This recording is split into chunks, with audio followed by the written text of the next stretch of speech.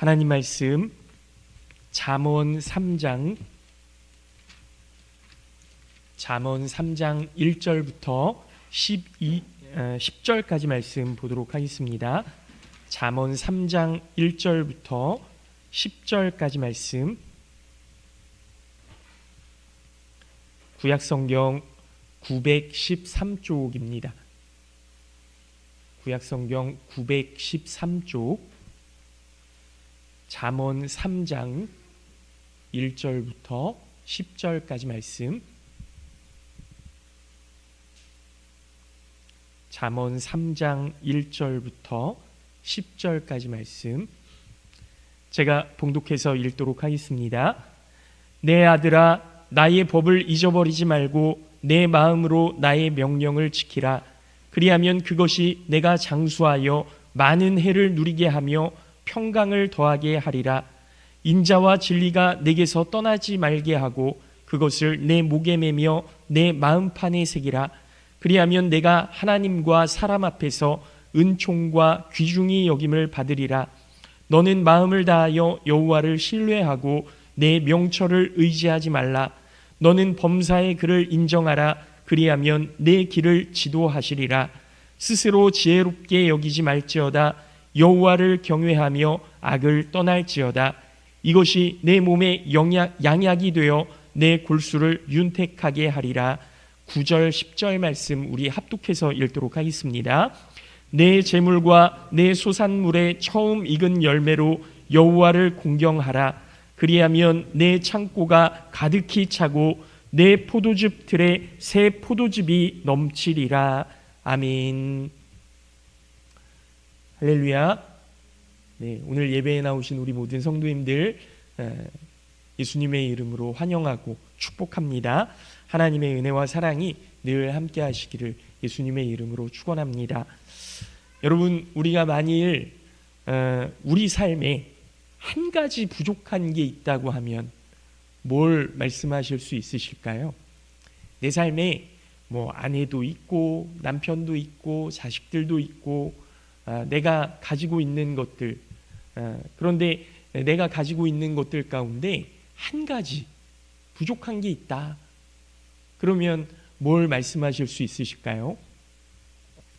여러분, 대부분의 사람들이 아마 돈이라고 이야기를 할 겁니다. 내 삶에 돈이 조금만 더 있었더라면 원하는 것을 마음대로 할 수 있었을 텐데 돈이 없어서 아쉬워하는 거죠. 그래서 대부분의 사람들은 늘 돈이 부족하다고 그렇게 생각하면서 살아갑니다. 그러나 성경은 특별히 오늘 말씀에서 지혜자는 사람이 정말 부족함을 느끼며 살아가야 하는 것에 대해서 조금 다르게 말씀하세요. 물질이 아니다. 물질이 아니다. 그게 뭐냐면 바로 지혜입니다. 지혜. 특히 잠언에서 말씀하는 지혜는 하나님을 경외하는 것이라고, 그것이 지혜의 근본이라고 말씀을 하시는데요. 왜 우리에게 필요한 것이 재물이 아니라 지혜일까?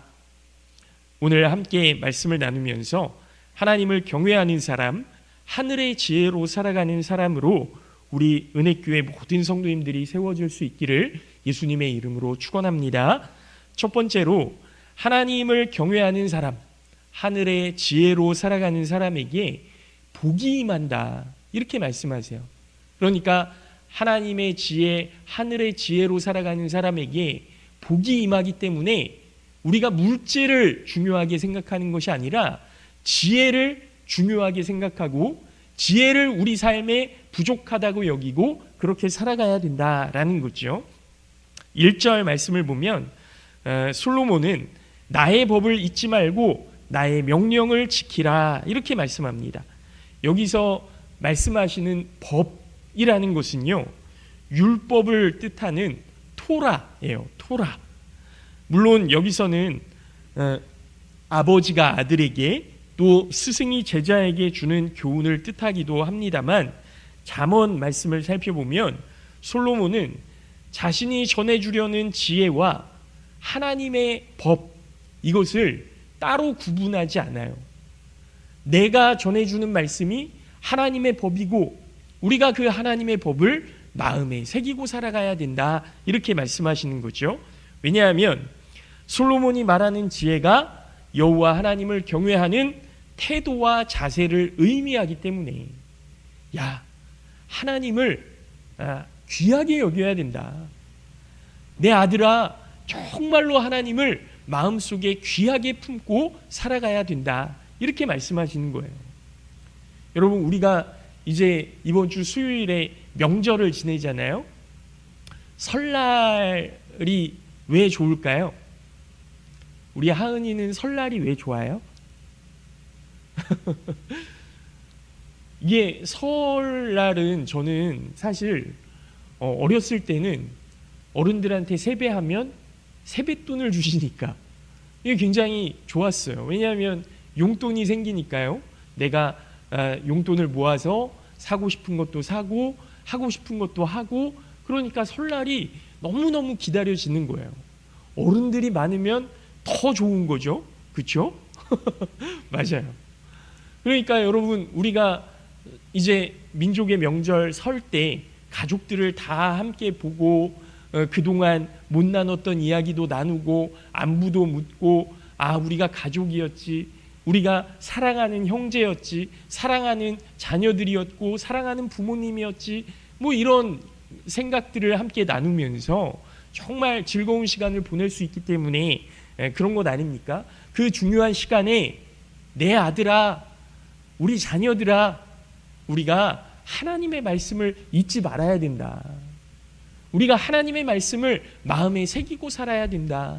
이렇게 나누는 것이 얼마나 복된 일입니까? 여러분, 솔로몬이 그 이야기를 하는 거예요.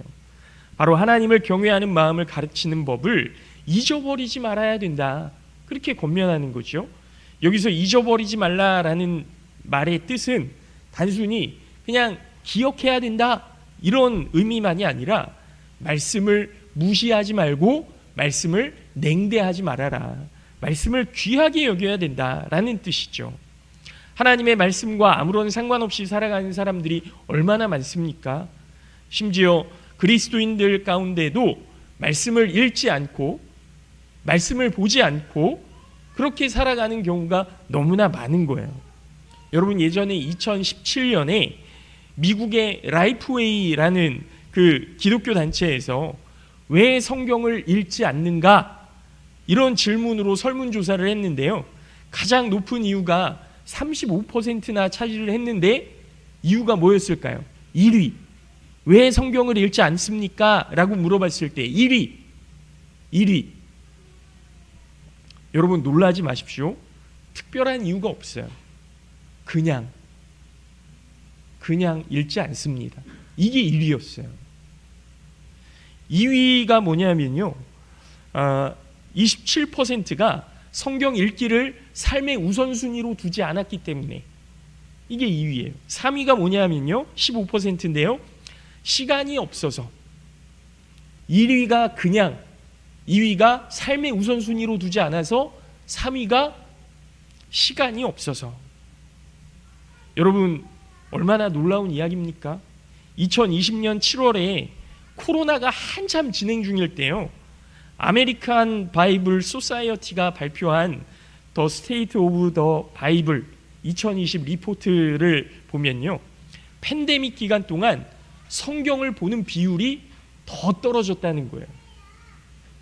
우리가 더 그 위기이고 어려울 때라서 하나님의 말씀을 더 볼 것 같은데, 그리고 밖으로 활동을 못하니까 성경을 읽을 만한 시간이 충분했을 텐데, 그럼에도 불구하고 성경을 읽지 않았다. 오히려 성경을 읽는 그 비율이 더 떨어졌다는 거죠.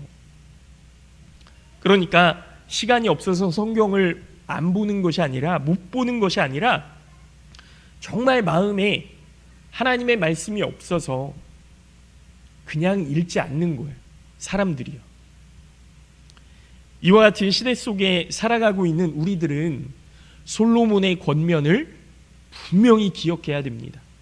하나님의 말씀을 내 마음에 새기라. 여러분, 하나님의 말씀을 무시하는 것은 하나님을 무시하는 것과 마찬가지입니다. 성경을 모른 척하고 살아가는 사람은 결국 하나님을 모른 척하고 살아가는 거예요. 우리가 작년에는 성경 쓰기를 다 함께 했었잖아요. 여러분 성경 쓰기 했던 것 기억하시면서 2025년도에도 하나님의 말씀을 가까이 하고 하나님의 말씀을 마음에 품고 살아가시는 우리 모든 성도님들 되시기를 예수님의 이름으로 축원합니다. 여러분 오늘 본문 3절에서 솔로몬은 다시 한번 하나님의 말씀을 강조하는데요. 소중하게 여겨라. 인자와 진리를 버리지 말고 그것을 목에 걸고 다니며 마음속 깊이 새겨라. 이렇게 말씀하시는 겁니다. 여러분 인자는 하나님의 사랑, 진리는 하나님의 가르침을 의미하는데요. 이 하나님의 사랑과 하나님의 진리를 목에 걸고 다니라는 거예요. 목에 걸고 다니라. 여러분 프랑스의 작가 모파상 다 아시죠? 이 모파상이라는 작가가 목걸이라는 그 단편 소설을 창작했는데 이 목걸이라는 책을 보면요, 아름답고 매력적인 용모를 가진 르와젤이라는 여인이 등장을 합니다. 이 르와젤이라는 여인이요, 귀한 파티에 하루 초대를 받게 돼요. 근데 파티에 초대를 받았으니까 파티복을 입어야 되겠죠. 예, 거기에 걸맞는 옷을 입어야 될 것 아닙니까? 그래서 약간 좀 가난함에도 불구하고, 가정이 좀 가난한 그런 상황임에도 불구하고 돈을 남편의 비상금을 이렇게 좀 가지고 좋은 옷을 구입을 했어요. 그리고 친한 친구를 찾아가서 파티에 차고 갈 다이아몬드 목걸이를 빌려서 다이아몬드 목걸이를 차고 그리고 파티에 갔습니다. 그런데요, 불행하게 이 다이아몬드 목걸이를 잃어버린 거예요. 그러니까 여러분, 이 가난한 르와젤이라는 여인이 좋은 옷을 사 입고 다이아몬드 목걸이를 빌려서 그 파티에 갔는데 파티가 즐겁겠어요? 다이아몬드 목걸이를 잃어버렸는데. 이게 어마어마한 일 아닙니까? 그래서 다시 돌아와서 남편하고 막 여기저기 빚을 내서 그 다이아몬드 목걸이와 똑같은 것을 구입해서 친구에게 가져다 줬다는 거예요. 그런데 이제 그 다이아몬드 목걸이를 구입할 때 졌던 빚을 갚아야 되는 상황이 온 거잖아요. 그래서 온갖 힘든 일들을 감당하고 매일매일 피곤하게 살면서 그 다이아몬드 빚을 갚는데 그의 일생을 다 투자를 한 겁니다. 엄청 늙었겠죠. 10년 동안 그 목걸이 값을 벌기 위해서 궁핍한 생활을 하면서 빚을 다 갚았는데요. 이 르와젤이라는 여인은 굉장히 아름답고 그런 여인이었는데 그 10년이라는 기간 동안 너무너무 늙어버린 거예요. 어느 날 길에서 그 다이아몬드 목걸이를 빌려줬던 그 친구를 만나게 됩니다. 그래서 이 친구가요, 이 르와젤이라는 친구를 보고 너 왜 이렇게 늙었니? 그동안 무슨 일이 있었던 거니? 막 이렇게 안부를 물어요. 그러니까 이 르와젤이라는 여인이 이제 다 빚을 갚았으니까 내가 사실은 네 목걸이를 빌렸을 때 그 목걸이를 잃어버렸었다. 파티에서 잃어버렸었다. 그래서 그 목걸이랑 똑같은 다이아몬드 목걸이를 너에게 주고 그 빚을 갚기 위해서 일하다 보니까 이렇게 늙었다. 그렇게 이야기를 한 거예요. 온갖 일이 다 있었겠죠. 그런데 그 친구가 뭐라고 대답했는지 아십니까? 이 모파상의 소설을 보면요, 사실은 그 다이아몬드 목걸이가 가짜였던 거예요. 가짜였던 거예요. 여러분, 이 이야기에서 모파상이 사람의 허영심과 욕망이 얼마나 어리석은 것인지를 이야기하는 것 아닙니까? 헛된 인생을 보냈던 거잖아요. 여러분, 우리는 어떤 목걸이를 차고 살아가고 있습니까? 르와젤과 같이 남들에게 잘 보이려는 허영의 목걸이를 차고 있지는 않는지, 또 그것 때문에 스스로 고통당하고 있지는 않는지. 인간은 자신이 소중히 여기는 것을 위해 늘 대가를 지불하면서 살아가는데요. 그런데 우리가 소중하게 여기는 것들이 정말 가치 있는 것인가 살펴볼 필요가 있는 거예요. 여러분, 욕망의 목걸이, 교만의 목걸이는 결국 다 가짜 다이아몬드 목걸이처럼 헛된 것일 수밖에 없는 겁니다. 그래서 솔로몬은 우리에게 인자와 진리를, 그 하나님의 사랑과 하나님의 말씀을 우리의 목에 걸어라. 그 하나님의 사랑과 하나님의 말씀을 목에 걸고 정말로 귀한 삶을 살아가야 된다. 이렇게 말씀해 주시는 겁니다. 여러분, 오늘 여러분들이 지금 목에다가 100만 불짜리 거의 뭐 한 1억 가까운 그런 목걸이를 차고 있다고 생각해 보세요. 아마 시시때때로 계속 손이 이 목걸이에 갈 거예요. 잘 있나? 잘 있나?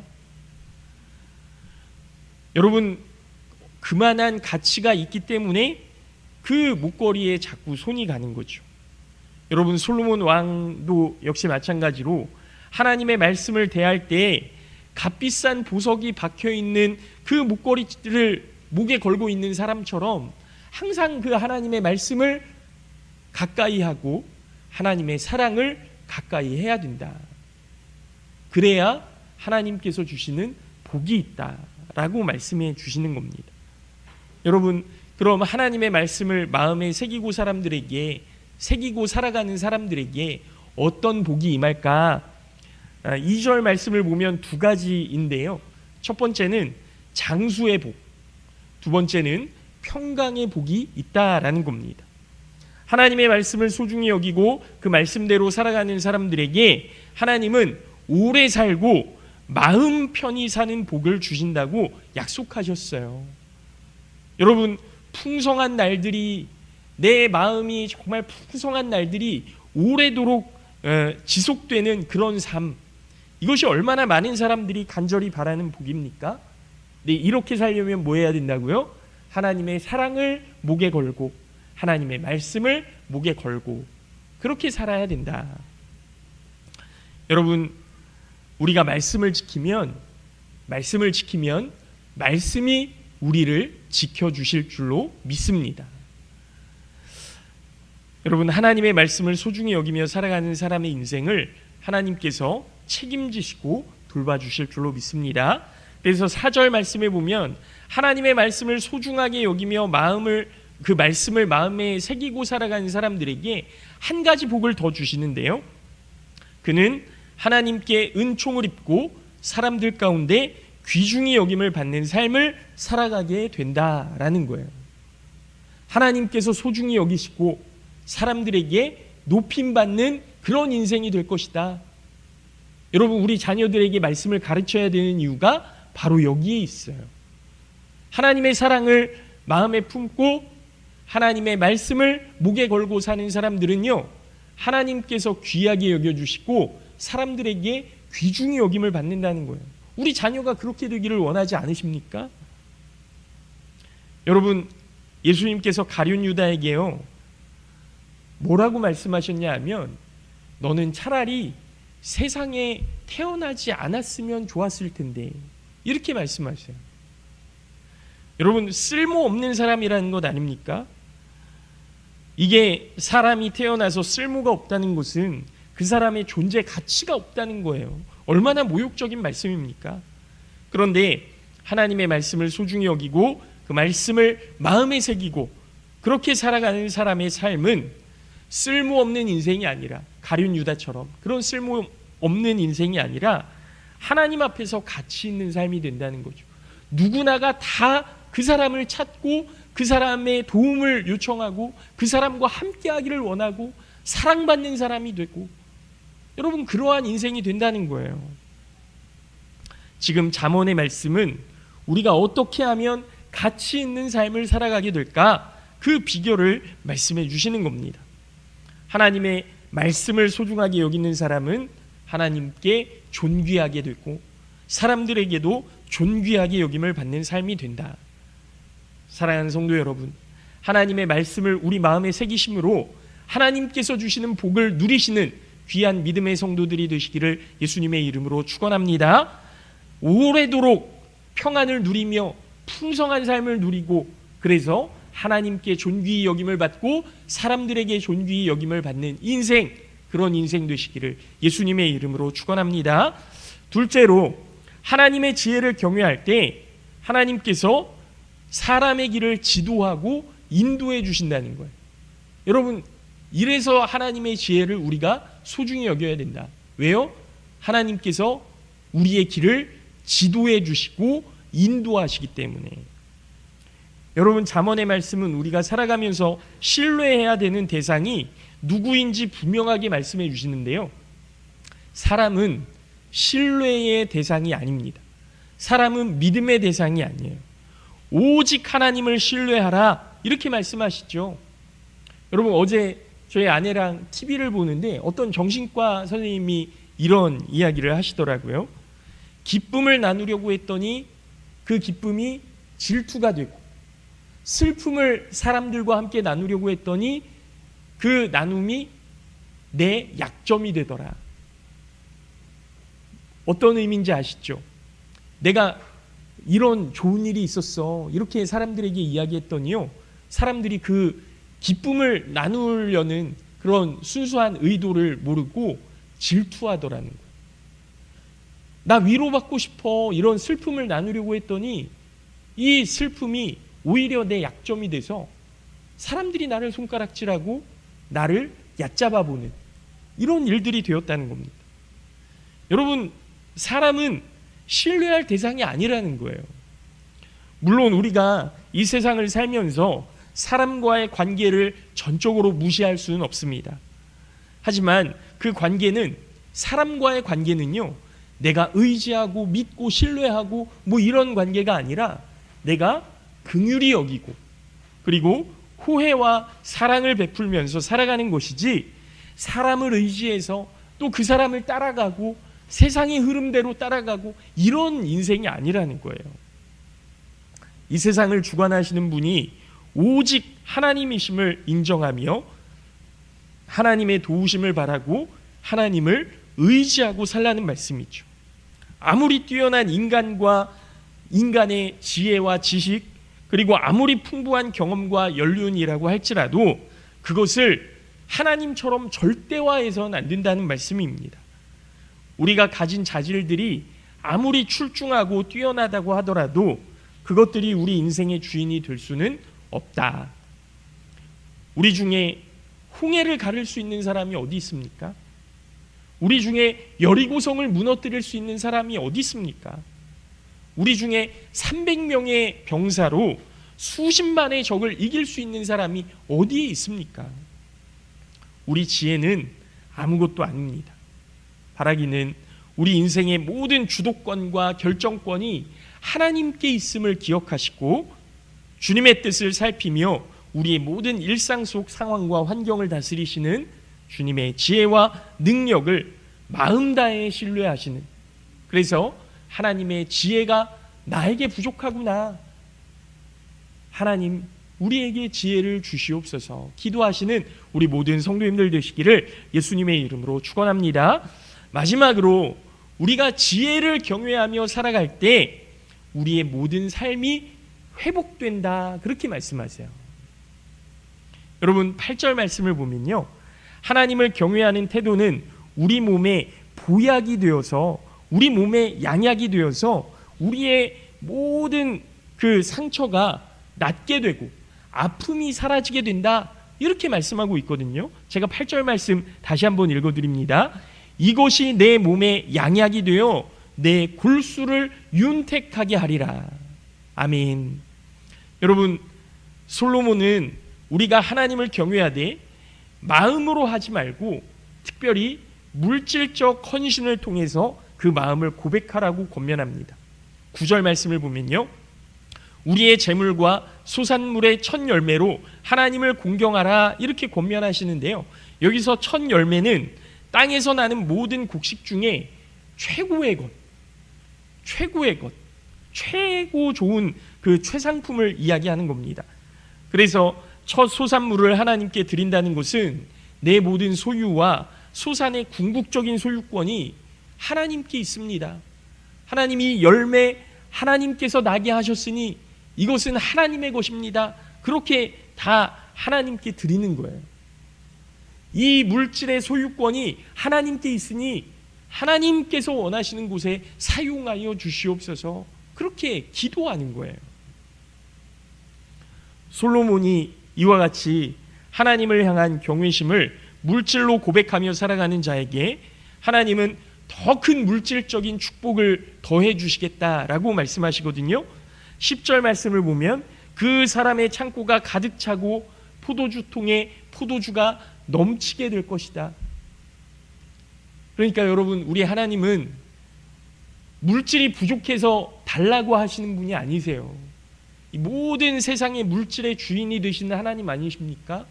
그런데요, 하나님이 하나님 앞에 나의 작은 것을 드렸을 때 이 작은 것을 모든 5,000명이 넘게 먹고도 12광줄이나 남기는 그 하나님의 놀라우신 축복으로 우리에게 갚아주신다라는 겁니다. 여러분, 내가 드릴 수 있는 최고의 것, 내가 드릴 수 있는 작은 물질이지만 그럼에도 불구하고 내 마음을 담아서 하나님 앞에 드렸을 때 그것이 정말로 하나님께서 베풀어 주시는 은혜와 복이 될 줄로 믿습니다. 여러분, 솔로몬은 하나님을 무시하고 자신의 명철을 의지하는 악에서 떠나는 것만 아니라 소산물의 첫 열매를 드리는 것도 하나님을 경외하는 중요한 표현이라는 것을 가르쳐주고 계시는 거예요. 우리의 모든 것이 하나님의 것임을 고백하며 하나님의 지혜에 우리의 모든 삶을 의탁하는 삶을 살아가시는 우리 모든 성도님들 되시기를 예수님의 이름으로 축원합니다. 그러할 때 하나님은 삶에 필요한 모든 것을 넉넉히 채워주실 것이고 갚아주실 줄로 믿습니다. 사랑하는 성도 여러분, 이제 말씀을 마칩니다. 하나님을 향한 참된 경외와 일상 속에서 주님과 함께하는 경건의 보상은 우리의 삶에 놀라운 치유와 회복의 역사를 가져다 주십니다. 또 우리 마음속 불안과 두려움으로부터 해방되어 참된 만족과 평화를 누리게 해 주십니다. 일상 속에서 순간마다 하나님을 경외하는 태도로 그렇게 살아가시는 우리 모든 성도님들 되시기를 바라고, 하나님, 내가 다른 물질보다 다른 그 무엇보다 하나님의 지혜를 부족하다고 느끼며 살아갈 수 있는 믿음의 사람이 될 수 있도록 도와주시옵소서. 하나님의 사랑과 하나님의 말씀을 내 목에 걸고 살아갈 수 있도록 도와주시옵소서. 그리하여서 하나님께서 주시는 복을 누리며 하나님과 동행하며 하나님의 지도하심을 받으며 내 삶이 회복되는 귀한 역사를 누리게 하여 주시옵소서. 그렇게 기도하시는 우리 모든 성도님들 되시기를 예수님의 이름으로 축원합니다. 잠깐 기도하겠습니다.